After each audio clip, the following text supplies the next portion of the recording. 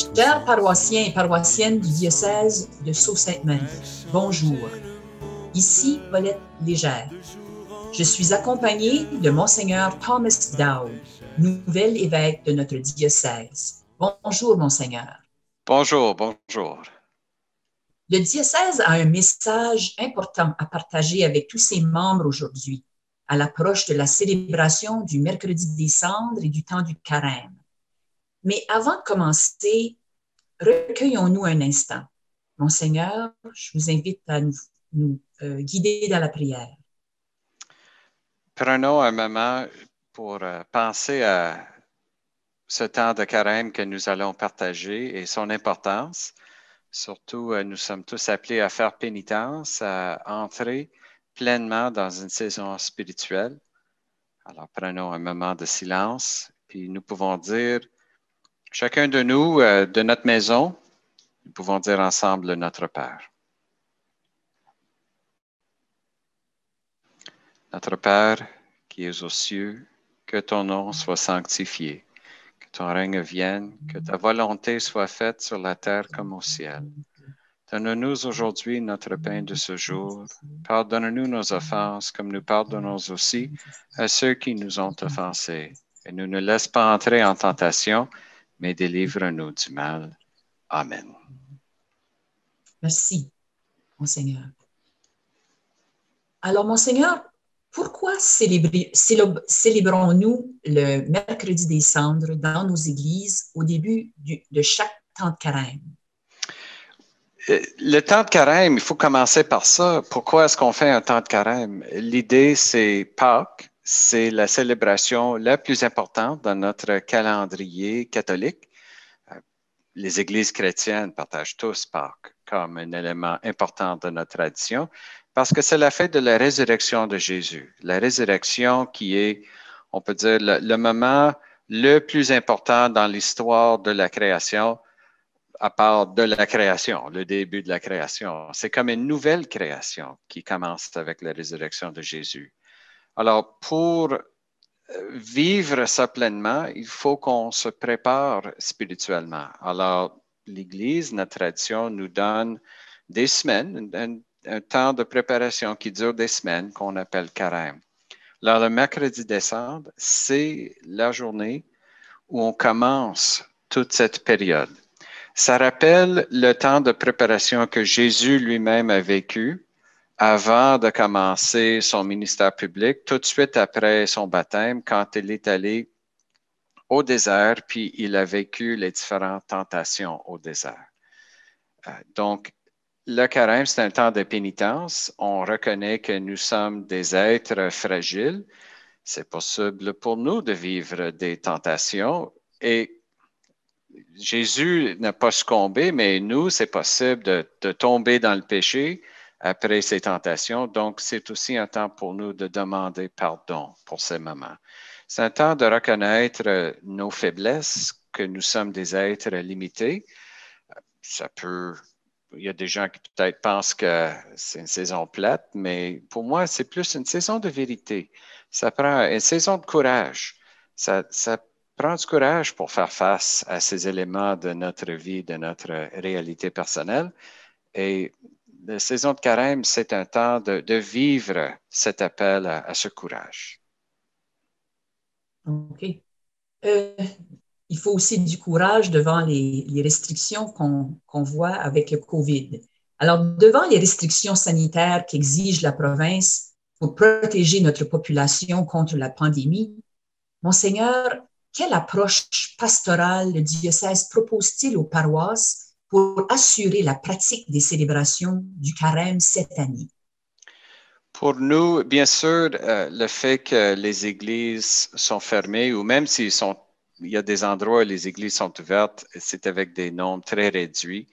J'espère qu'avant le carême, ça va être possible de les réouvrir, mais c'est fort possible que ça ne va pas être le cas et la COVID continue. Alors, il y a des gens qui sont vulnérables et donc, même si les églises sont ouvertes, c'est important pour ces gens de rester à la maison. On ne veut pas que les gens se sentent exclus et on veut que tout cet esprit du carême soit partagé. Alors, le mercredi des cendres, c'est la journée qui commence tout ça et ça contient bien sûr le rituel très connu de l'imposition des cendres. Peut-être, nous avons tous vu des gens avec un croix sur le front, c'est en noir, c'est du cendre qu'on voit. Il y a aussi une autre manière de distribuer où on met un peu de poussière sur la tête de la personne. Alors, cette année, normalement, on fait ça dans l'Église, mais si les églises, c'est plus difficile, nous allons faire quelque chose de spécial. Nous allons offrir la possibilité aux gens de vivre ce rituel dans leur maison. Chaque maison, chaque famille aura la chance de vivre ce moment de l'imposition des cendres à la maison. Les cendres sont bénies normalement à l'intérieur d'une messe, mais c'est possible aussi dans notre tradition de faire la distribution des cendres en dehors de la messe. Habituellement, on pense aux prêtres qui ne peuvent pas célébrer 10 messes dans une journée, étant donné que c'est une journée spéciale, on offre cette possibilité. On pense aussi aux écoles qui traditionnellement avaient souvent une célébration de l'imposition des cendres. Cette année, à cause de nos circonstances particulières, nous allons élargir ça encore un peu en offrant cette possibilité aux familles de nos diocèses, aux gens qui vivent dans des maisons, de vivre ça à la maison. OK. Donc, si je comprends bien, chaque paroissien ou paroissienne qui veut célébrer le mercredi des cendres devra se procurer une trousse euh, qui sera distribuée par la paroisse locale. Oui, Et le sens de ça, c'est bien sûr, pour faire l'imposition des cendres, il faut avoir des cendres et des cendres bénies. Alors, le prêtre de la paroisse va faire une messe. Il va avoir déjà tous les cendres prêts. Il va les bénir. Et puis, les paroissiens qui veulent, ils peuvent venir à la paroisse et demander une trousse avec un petit plat de cendres avec une couverture en plastique, des cendres bénies, avec un papier, le rituel à suivre pour faire l'imposition des cendres. On demande que ce soit une trousse par famille, une trousse par maison. Ce n'est pas nécessaire pour chaque individu de venir. L'idée, c'est qu'on donne la chance aux gens de prier chez eux. Dans la tradition de l'Église, la famille est souvent appelée l'Église domestique. La famille est l'Église domestique. On a l'Église paroissiale, mais on peut aussi prier en tant que famille comme Église domestique. Alors, nous allons offrir des outils, les cendres, les prières aux gens pour qu'ils puissent vivre ça chez eux. Alors, ils peuvent contacter leur paroisse en demandant un de ces paquets pour aller retourner chez eux et vivre le mercredi des cendres en famille. OK. Et si les trousses ne sont pas disponibles le jour même de mercredi des cendres, quand peut-on célébrer le rituel? Bien sûr, on a déjà commandé 6 000 petits contenants pour avoir les cendres. Alors, on se prépare pour avoir pas mal de choses disponibles. Mais on ne sait jamais. Peut-être avec la COVID et cette opportunité, on va découvrir que ça devient une belle opportunité pour élargir cet élément de notre foi. Il y a des gens qui vont venir le demander. Alors, c'est aussi possible que les gens vont entendre parler de ça uniquement après le mercredi des cendres. C'est possible aussi parce qu'on fait quelque chose de nouveau. Alors, la décision que nous avons prise, c'est d'offrir la possibilité aux gens de vivre ce moment de prière jusqu'à la fin de février. Alors, le mercredi des cendres, c'est le 17 février. Bien sûr, c'est mieux de le faire le plus tôt possible ou la journée même, parce que c'est comme ça qu'on a le plein sens. Mais comme j'ai dit, le carême, ça dure plusieurs semaines. Alors, c'est comme si on va étendre quelques jours le mercredi décembre pour laisser la chance aux gens qui peut-être entendent parler seulement après, puis on ne veut pas que les gens se disent oh, on a manqué, c'est triste. Non, vous avez la chance de faire cette prière avec les cendres bénies, même obtenir la trousse nécessaire pour quelques jours jusqu'à la fin de février pour vivre le rituel ensemble. Parfait. Et si des non-catholiques sont présents dans la famille ou aux écoles et qu'ils demandent volontairement de recevoir les cendres, est-ce qu'ils pourraient recevoir les cendres? La réponse est oui. Ça peut être surprenant pour les gens, mais vous savez, dans notre tradition catholique, on distingue entre ce qu'on appelle un sacrement puis un sacramental. Alors, pour les sacrements, ce sont les choses essentielles pour notre foi. Et pour ça, on a plus de précautions, on hésite un peu plus. Mais pour les sacramentaux, comme des bénédictions, par exemple, la tradition catholique est assez ouverte. On aime bénir le monde. On aime faire ça. Et puis, moi, j'ai déjà communiqué avec des chefs de différentes religions pour leur avertir, pour leur parler de ça. J'ai parlé, exemple, avec l'archevêque anglican de notre région. Puis, ça a été très bien reçu. Alors, dans le rituel, ça explique que on ne veut pas forcer les gens de recevoir les cendres. Et pour les enfants à l'école, par exemple, il faut être sûr que les parents sont d'accord, on essaie de manière raisonnable de déterminer si les parents seraient d'accord. Mais si les gens le demandent, on ne veut pas dire à une famille, écoutez, la grand-mère qui est anglicane, qui vit avec nous, elle est exclue. Et puis, étant donné que c'est un temps de demander pardon pour nos péchés, le carême, le péché de manque d'unité dans l'Église, de faire pénitence pour ça, c'est important. Alors, c'est un moment qu'on peut vivre d'une manière écuménique. Très bien. Et une fois le rituel avec les cendres terminé, que doit-on faire des cendres qui restent? Oui, les Parce cendres, qu'ils sont bénis, ces c'est ça, cendres, non? ils sont bénis, alors on ne les jette pas à la poubelle. Bien sûr, qu'est-ce qu'on fait avec des cendres? Normalement, on les jette, mais ce sont des cendres bénies. Alors, on a deux options. On peut les retourner à la paroisse. Les paroisses ont souvent des cendres dans un contenant à la sacristie. On peut les retourner à la paroisse. Deuxièmement, on peut les mettre dans la terre. J'imagine qu'avec le froid qu'on vit actuellement, avec la neige, ça va être plus la première option que nous allons prendre.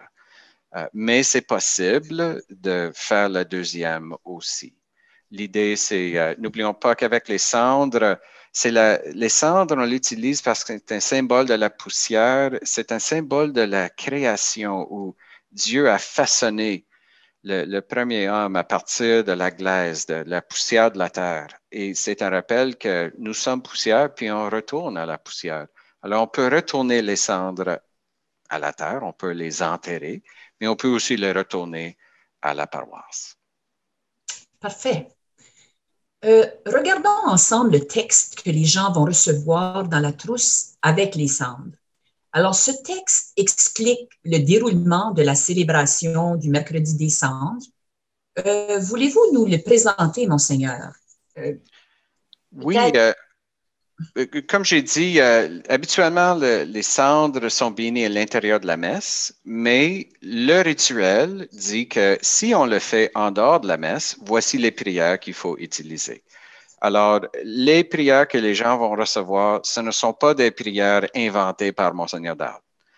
Ce sont des prières officielles de l'Église. Ça veut dire que les gens qui prient avec ça ont pris en communion avec l'Église. C'est pas une manière pour nous de faire à notre tête, c'est une manière pour nous de faire quelque chose, d'élargir la possibilité de vivre en communion avec nos frères et sœurs partout dans le monde. Okay. Donc, c'est très spécial, ces prières. Il y a quelques prières les intercessions qui normalement sont faites dans chaque endroit parce qu'il y a des intercessions qui sont un peu particulières pour chaque environnement, chaque situation. Mais ces prières, ces lectures bibliques sont choisies par l'Église pour nous permettre d'entrer dans ce mouvement de prière de toute l'Église. Parfait. Alors, en relisant le texte, je vois bien qu'on doit peut-être désigner un animateur qui va peut-être faire les premières, le signe de croix et diriger une prière d'ancienne d'ouverture.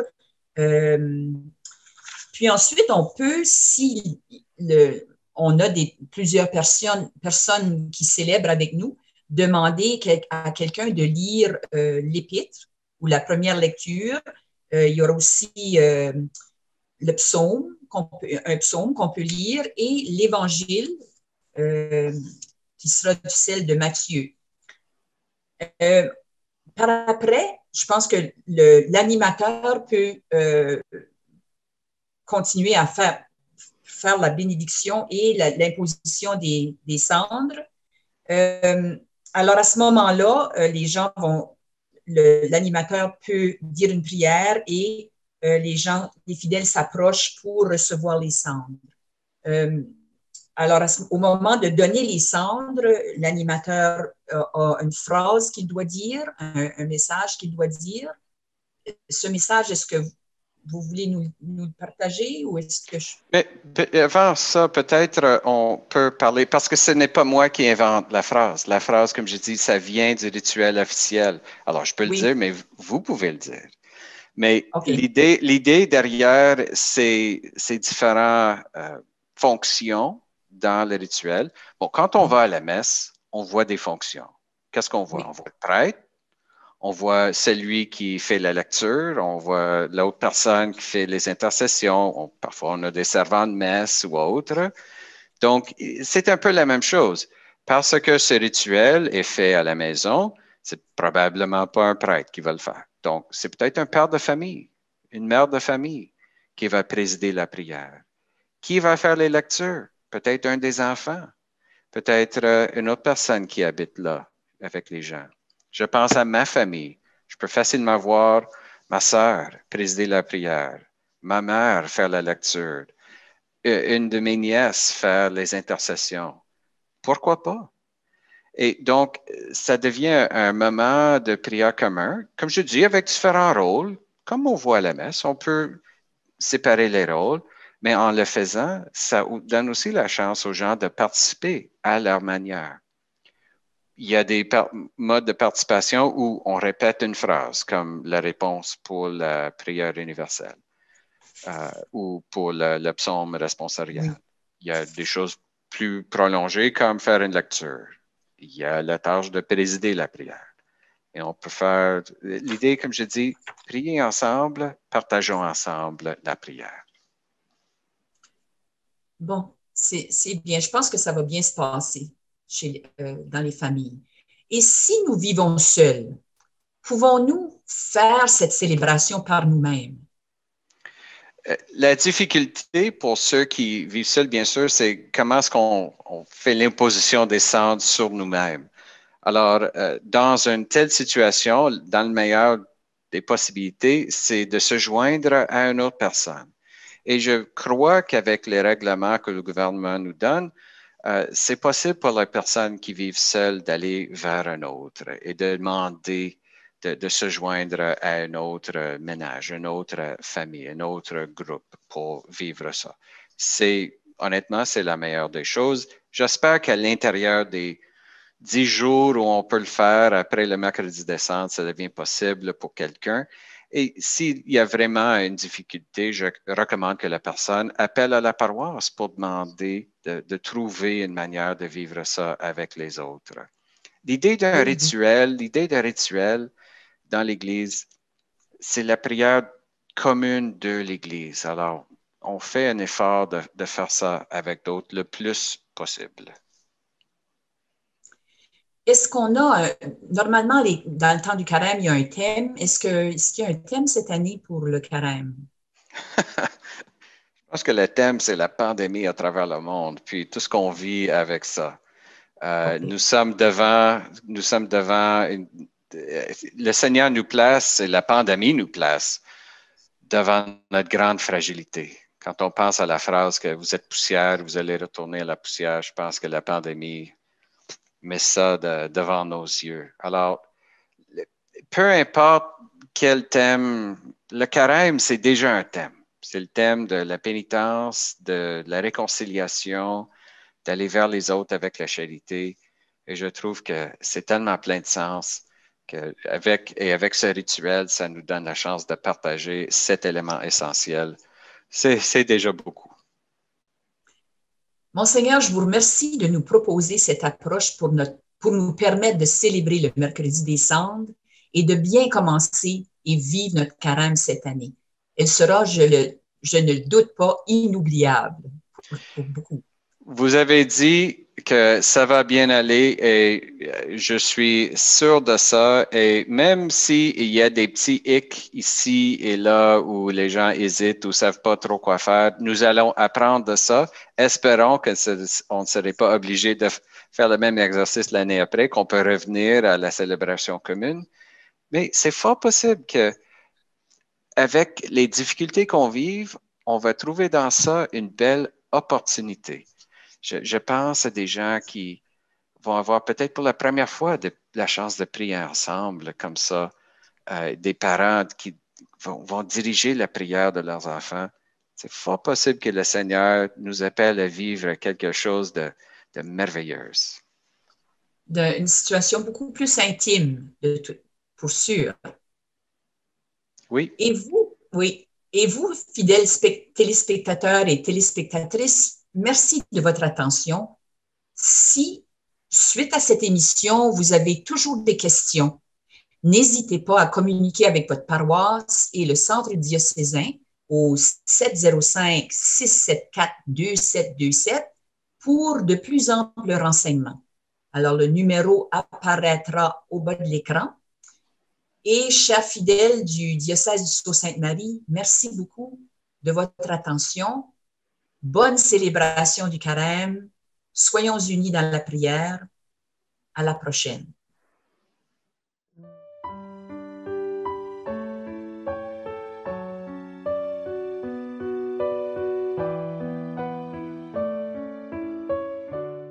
Une fois que les membres de la famille se sont assemblés, de la maisonnée ou encore de la salle de classe, commence le temps de prière avec le signe de notre foi.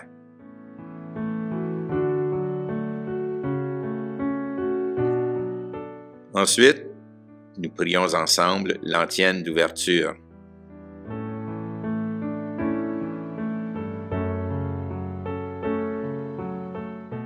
Une personne désignée lit ensuite la collecte ou la prière d'ouverture.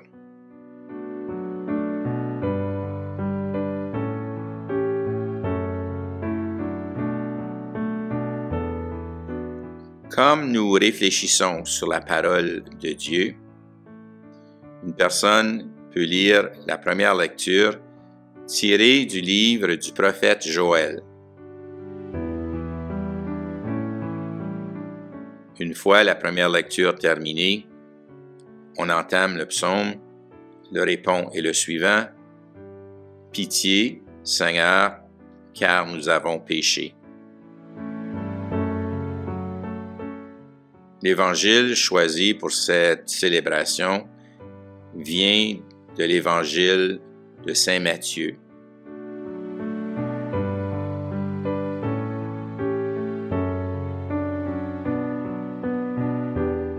La proclamation de l'Évangile par l'acclamation « Louange à toi, Seigneur Jésus ».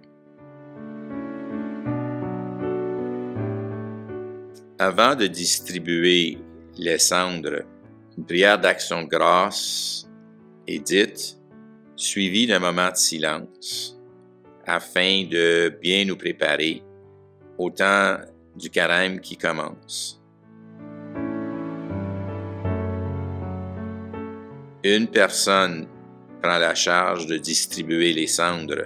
Les cendres peuvent être distribuées de façon traditionnelle en faisant un signe de la croix avec les cendres sur le front ou simplement en saupoudrant un peu de cendre sur la tête de la personne.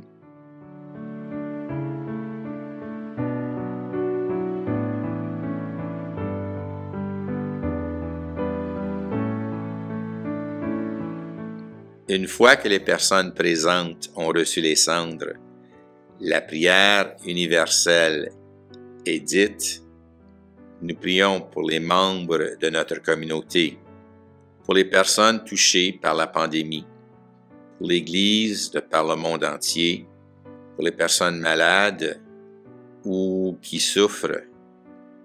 Ensuite, on peut formuler des prières selon les besoins de la famille, de la maisonnée ou de la salle de classe. À la fin de la prière universelle, une dernière prière est offerte et on conclut cette prière par le signe de la croix. Il est important de se rappeler que les cendres sont bénies et il ne faut pas les jeter. Elles peuvent être retournées à la paroisse, placées dans le sol ou encore dans la terre d'une plante de la maison. Alors que nous entreprenons la démarche du carême ensemble, souvenons-nous que, de par notre diocèse, nous pouvons prier les uns pour les autres.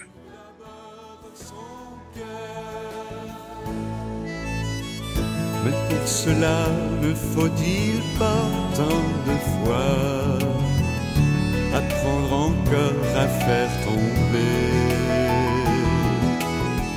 les murs d'indifférence, les murs d'intolérance qui nous retiennent prisonniers.